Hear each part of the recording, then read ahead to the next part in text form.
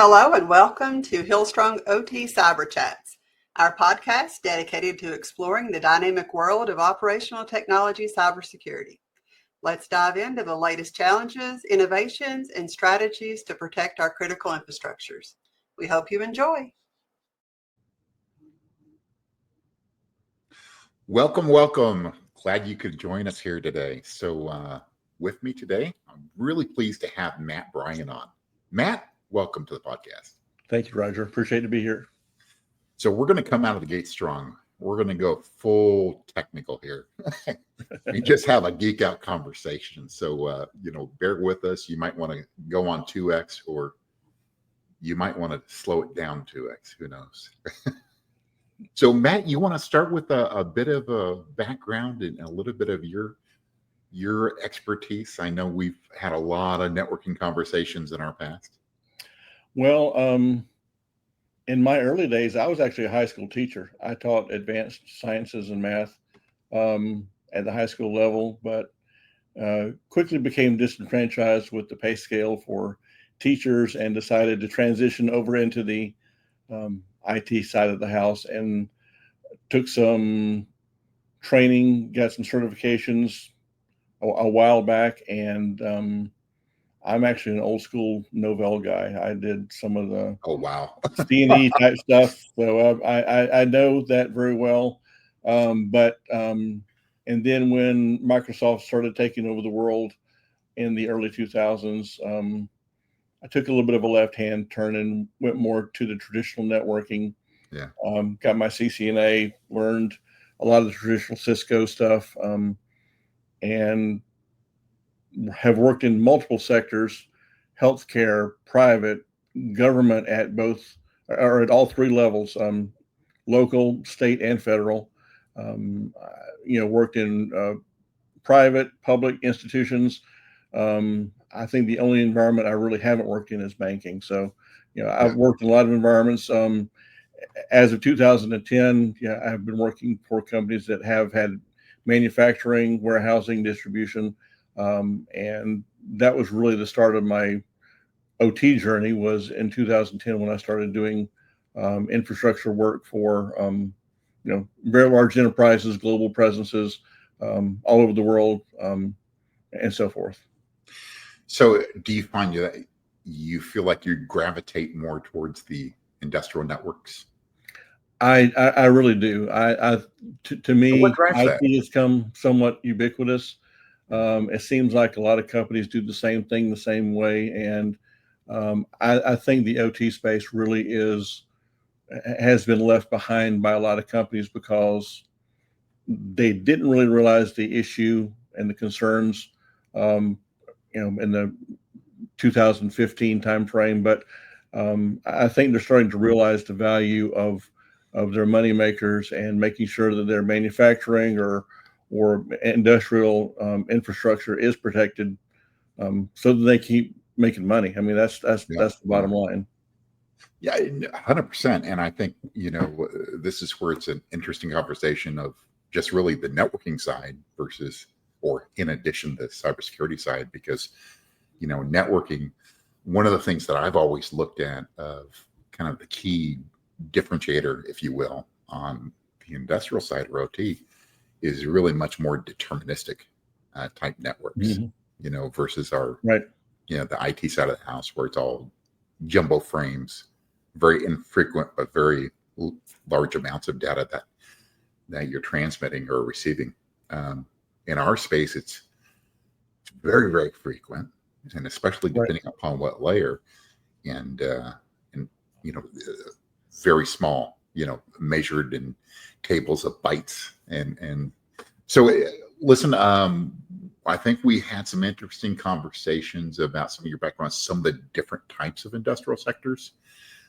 Maybe just kind of set the stage of like what types of industry sectors that you've worked in, and we can dive into some of those nuances. Sure. I've been working primarily in manufacturing environments, working various projects, assessments. Manufacturing has been the biggest piece of it. Have worked in environments of both, warehousing, distribution.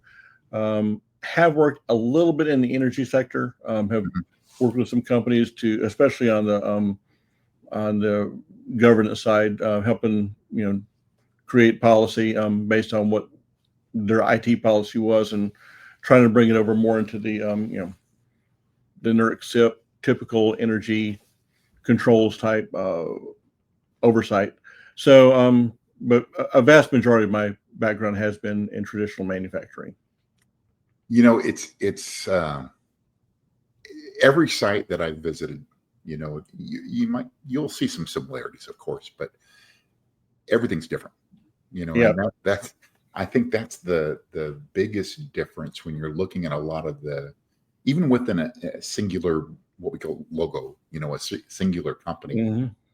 Generally speaking, when you look at a lot of the manufacturing sites, they probably got to their size through some acquisitions. Right. So absolutely, you have all these different mixed systems, mixed different types of networks, philosophical approaches, where, it might be over in Europe, it might be much more, Siemens Scalence or Hirschman type environments that you're seeing. Right. I mean, you see a good presence here as well, but I think in the States, it's definitely much more of a kind of a Cisco industrial Ethernet and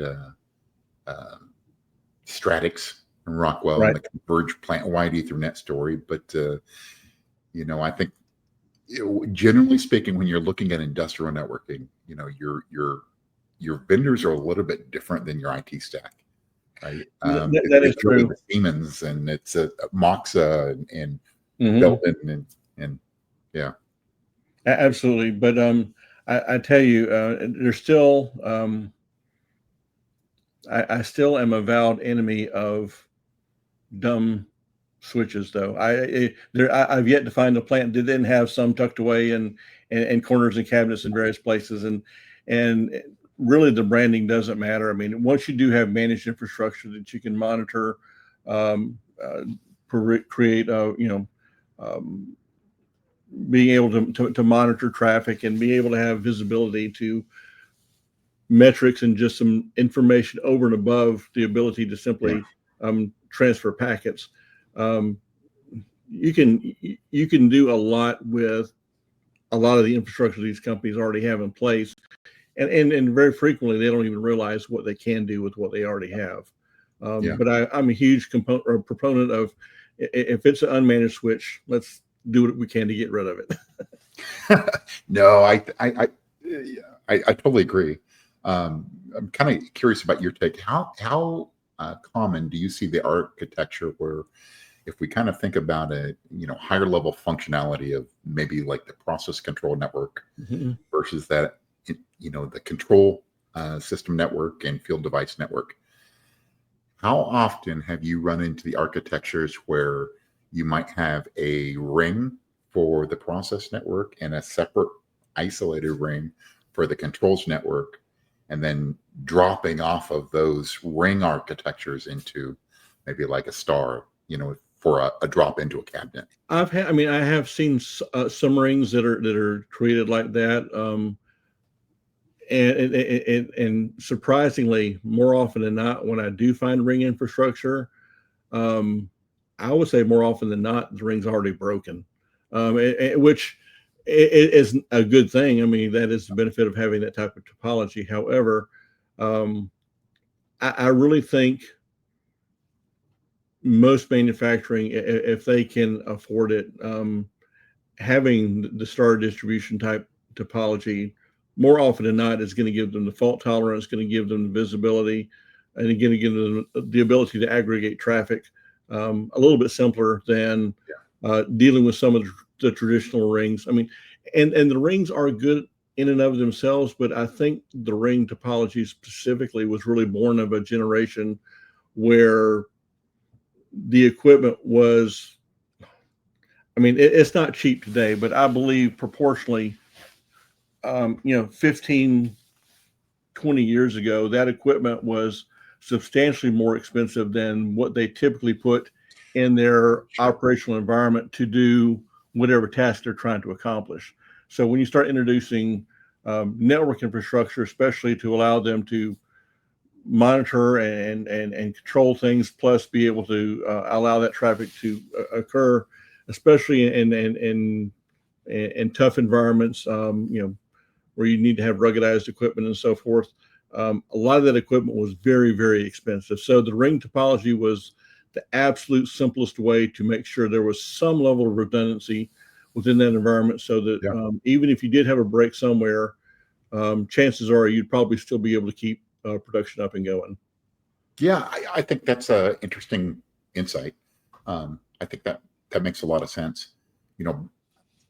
Back in the day, I was really trying to push, back in my software-defined networking days, trying to push just mesh everything.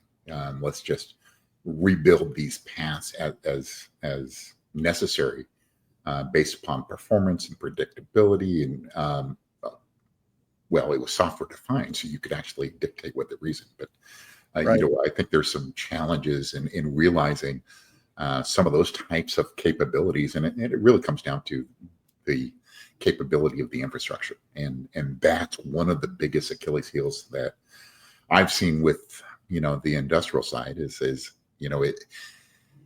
No matter what new disruptive technology that you have come up with that is solving some real problems, you still have to support that legacy infrastructure, and that is True. really challenging.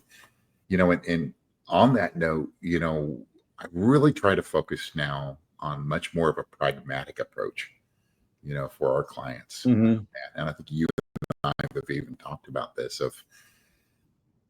I think for the most part, there's about 5 things or so you should really be doing in manufacturing that can really reduce your risk.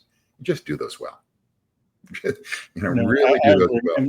And you talk about the traffic and the patterns within the operational technology. I mean, the traffic flow within most manufacturing is very, very deterministic. What devices need to talk to other specific devices in order to perform their role and to perform, to be controlled by PLCs or servers, SCADA servers or whatever. But and I think anyone with general or with decent networking skills should be able to help build a decent design if you have a good understanding of what that traffic flow should be. Because I mean, if you focus on the traffic flow, that's what we want to make sure is still working to keep production up and going. So, I mean, that's my perspective. Is I think you can do a lot with what you have. Oftentimes, if you understand what the specific needs are in terms of where traffic needs to be going. Yeah, I completely agree. And, one of the things I think it's such a natural when we're talking about networking and security to really think network segmentation. And very naturally, we kind of evolve into that industrial DMC, best practices. And of course, everyone wants to talk about the Purdue model from a few decades ago. But I think from my perspective, where I have found the Purdue model to be the most effective, honestly, is when I have OT and IT in the same room. It just creates that common language definition. Right. You can just kind of quickly walk through and describe the functional device types and the type of functionality that's happening at each level. Now you have these two worlds that can actually intercommunicate, right? And I'm talking about humans here, right? So I think it's natural to kind of talk about network segmentation. And my first question on that perspective is, what have you found in your journey to be some of the best practices in terms of network segmentation and architectural and design setup? One thing, I was I don't want to use the term hater, but I was really not a fan of using NATing at all when I was in traditional IT.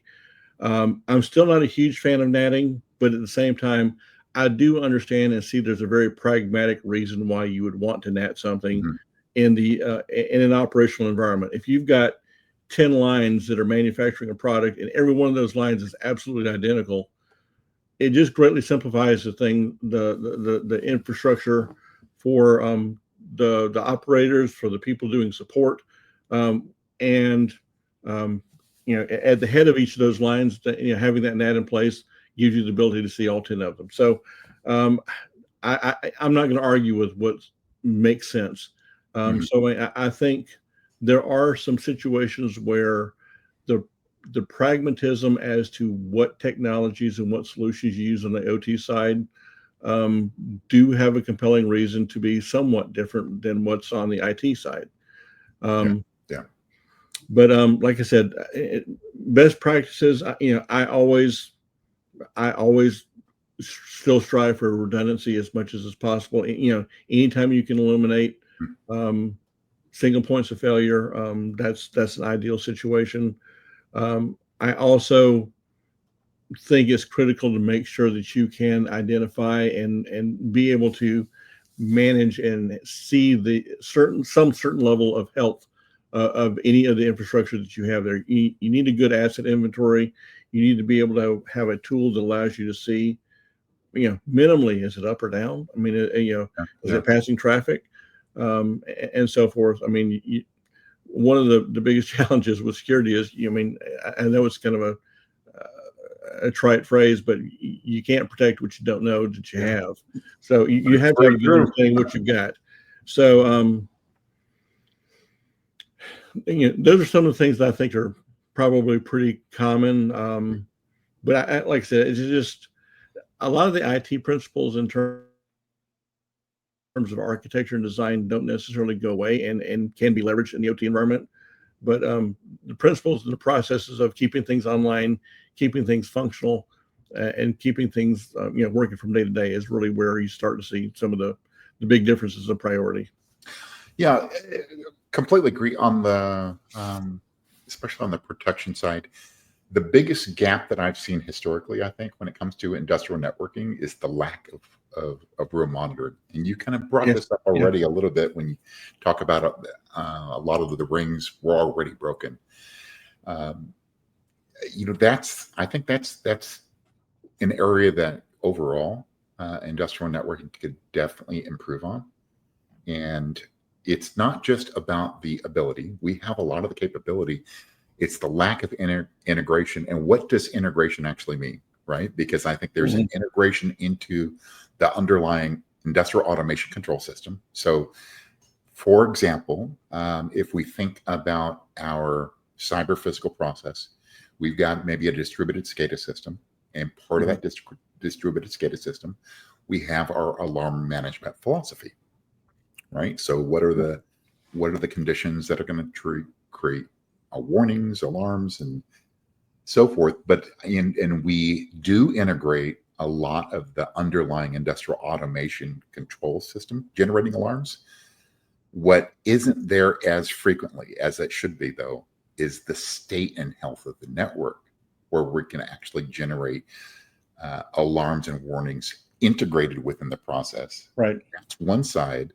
The other side of it, though, is if we think about it from the cybersecurity perspective, regardless of whatever standard or framework you're using, almost all of them are looking at requirements around some type of resilience identification of what your resilience needs are, right, or critical systems. And as such, how are we utilizing it, and how are we integrating that on the cybersecurity side? Right. So what kind of curious, just kind of throw a whole bunch of topics out there, two different veins to look at. How do you effectively manage monitoring of your network, both on the control system, but also for cybersecurity? I really am a huge believer in having management infrastructure in place. I mean, at a very, very minimum, I really do like to include management VLANs or management subnets for infrastructure, so that you do have the ability to convey information and traffic, or you can convey information about your environment from a health perspective or from a warning perspective back to a central monitoring solution, so that, and still keep that traffic segregated from your traditional production traffic, so that you're not interfering with the day-to-day, but you still have the visibility and hopefully the proper tools to give you insight to what's going on. Because I mean, troubleshooting is directly how quickly you can get something troubleshooted is directly proportional to the quality of the information that you have about what's going wrong, whether it's log data or whether it's alerts or whether you can see error messages in various systems. The more information you have that you can aggregate at one time, hopefully into some sort of intelligent monitoring solution for your operational environment, will let you get those issues addressed and make sure that either production doesn't go offline or it comes back online as quickly as possible if something has failed. So let's take that another step level further, right? So what would you consider to be some best practices, not at that site or that factory level, but when you're looking at, you've got 50, 100 factories across the globe, and how do you scale up the monitoring from a machine to a production line, from a production line to a plant to a site to a region to maybe global view? Let me set the stage there, and what is the future best practices for really kind of a network operations center and cybersecurity operations center for monitoring industrial networks at scale? Well, I think the challenge is there's only so much landscape on any monitoring screen. If you're looking for a single pane of glass solution, obviously the bigger your organization is, the more generalized that information has to be at that highest level. But I think having the indicators that you need to help you see and have a certain comfort level, based on whatever's critical to you at that point in time. But just I think one of the common things, regardless of if you're a small shop or you're an international shop, is just having a consistent way that those alarms and alerts come up. And hopefully you've taken time to go in and vet the prioritization of how critical those types of alarms and alerts really are, because we hear that SOCs get people who work in SOC environments get worn down by all the false positives that all the alarms that they get that aren't really legitimate or are really not critical from a security perspective. So I mean that's one piece of it, but I think another piece of it that I haven't heard discussed in my mind quite enough is you really have two different points of view. You have the operational point of view for the traditional functionality, the overall health, the traditional monitoring of infrastructure that has been done on the IT side of the house for a very long time, which we don't see enough of on the OT side right now. But at the same time, then you also have the security perspective of, is something anomalous occurring that shouldn't be happening or that needs to be investigated, and having the right segregation and the right tools to make sure that the right group of people or the right team monitoring that is available to take those alarms and alerts and deal with them appropriately. Because I mean, security is the buzzword for OT these days, and I see it getting deployed, but the side that I don't see getting deployed is the just traditional health monitoring, making sure that things are functional and working the way they should. Because more often than not, the likelihood of things going wrong in an operational environment due to a device failing or some odd occurrence happening is honestly much greater than having a true security event that has to be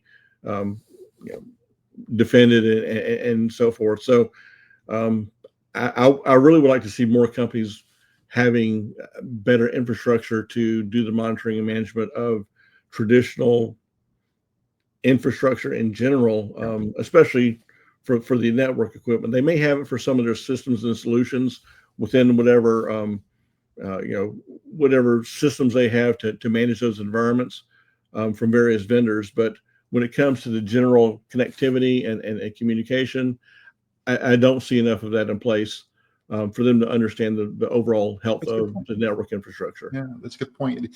And the reason that really resonates with me is I like to talk about operational resilience. And to me, it's like a multi-legged stool, if you will. Cyber is just one of the legs, right? It's really about the mission, and that is, that's the being able to produce a product in a safe manner to the quality that you would expect of the product you're creating, and then distributing that to a point of sale. That's your reason for existence, right?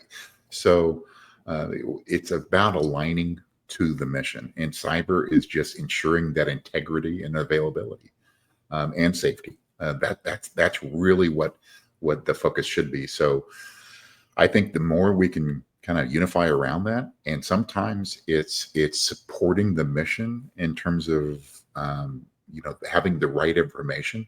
So for example, when I think about a SOC and an analyst working on an OT ticket, for example, while yes, I agree on some of the information overload, I think there's some additional tools and additional context that's really needed by an analyst on the OT side. Absolutely. That's really what separates the difference, because how do you have to understand what is the criticality and what are the norms, right? So you might have another device in terms of an IP address that's, your original ticket was maybe a suspicious PLC configuration change, right?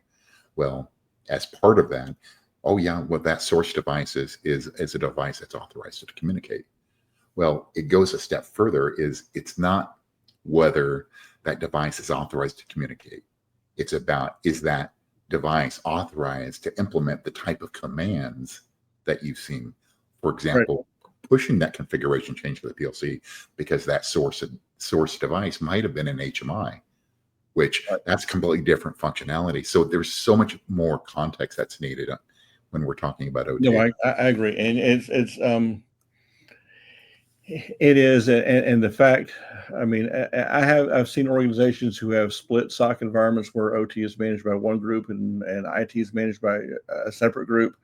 But at the same time, I think as much as you can integrate and educate your practitioners, whether it be security or just general infrastructure health, regardless of which team it is, the more that you can help them understand the functionality of the devices and the operational side of the house, I think that just goes to strengthen their overall their overall body of knowledge, because there are some situations where your logic and your approach to a problem needs to be different when you're doing it from on the operational side.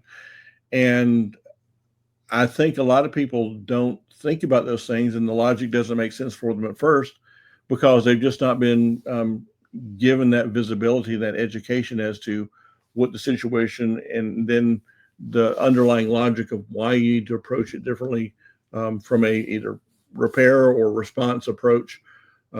So I think the more collaboration we can have between IT and OT, in my mind, the better, because like I said, at the end of the day, it's still about a single mission of a single company, and you want to make sure that everything that you're doing is supporting of that mission and the guidelines that are defined at the highest levels of the company.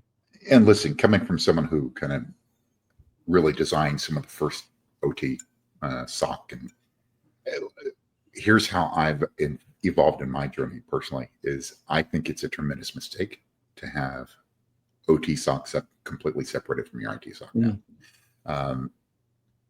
For one simple reason, right? If we kind of go back to that Purdue model, level 5, 4, 3, 2, 1, and we've got the separation from IT to OT being right before that industrial DMZ level 3.5. And if we work on that assumption that 99% of all the threats, especially on the manufacturing side, are going to be coming from IT to OT, this is this is where we have a challenge, because if your sensors that are feeding your OT SOC are all south of that industrial DMZ, you've lost all your early warning capabilities and situational awareness. Mm-hmm. That's true. I mean, the idea that my first ability to detect a threat is on the process control network. Now, knowing these systems the way I do, I'm sorry, if it's an adversary worth their salt, it's kind of game over if you're on the network. So, that's a fundamental problem. And that's why I do firmly believe that you have to have integration. Now, I think there's a way to do this in a unique and novel way, because the other thing I like to talk about is when you're typically looking at the type of personnel you have within your level 1, level 2 analyst, you have a distinct time period of keeping them gainfully employed, because they're not just driven by money and things like that. They're driven by the work, and boredom is the enemy. So Right. you have to kind of progress through that process, and you've got maybe 18 months, 24 months. Well, if you have OT SOC as a subset, you can double that time, number one. Mm-hmm. Right? Because then you can transition into the OT side, and it's interesting. Everyone is interested with the things that go boom versus a mail server down. Yeah, right? that's true. Who isn't fascinated by that? So I've always thought that was really where we need to go. But it goes back to a point you were making earlier. It's IT and OT have to be unified. I mean, it's a singular mission, and all the separation that we've been pushing, it's time to tear down these silos and solve the unified mission problem, operational resilience. Correct. And I think one of the articles that you published a few weeks ago, I think highlights that hugely, is the fact that you have so many systems that are rightfully so on the IT side of the house that the operational infrastructure is dependent upon to get their tasking, to get their load, to share information. Yet it's completely outside of their control. And so, I mean, from a risk perspective, you have to be mindful of those systems that are still on the IT side of the house that feed into that operational environment, to keep them up and working and keep them tasked for whatever that they need to manufacture. So, I mean, you can't look at either side of the coin without considering that it is a whole coin, no matter what time of day it is. Yeah. So, yeah, no, 100%. Well, listen, Matt, this has been awesome. You have a wealth of experience. You were just telling me that you're looking for your next exciting adventure. So share with us what type of roles are you kind of anxious to look into, and bottom line is I really want to be a part of a team that brings value and as a true asset to a company. What I'm looking for is either a principal OT security engineer or a OT network architect type role, where I can be involved at the highest levels, the design levels, the project levels of what's being done within the infrastructure, to make sure that not only is it secure by design, but that we also have the ability to have the right tools and right solutions integrated with it, to help whatever team is involved in the moment to be as successful as possible. So, Matt, I'll tell you, I'll give you my personal perspective here, right? So I think your area of interest, combined with your wealth of experience there, this is the one area in all of OT security that I don't see really changing much with the explosion of technology that we're seeing with AI, right? True.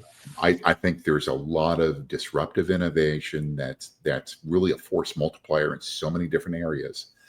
But when it comes to designing and implementing the networks and designing what are the controls and having the right architectures in place, that's still going to be, because all the advancements to technology still need to have the media that's transmitting via the packet forwarding devices. So that's job security. So, that's going to be an area that, we need the experienced architects to ensure that these future technologies can actually function, can actually be deployed. And what we're seeing from a lot of the automation vendors now is they are going cloud native and bringing a lot of these disruptive technologies now.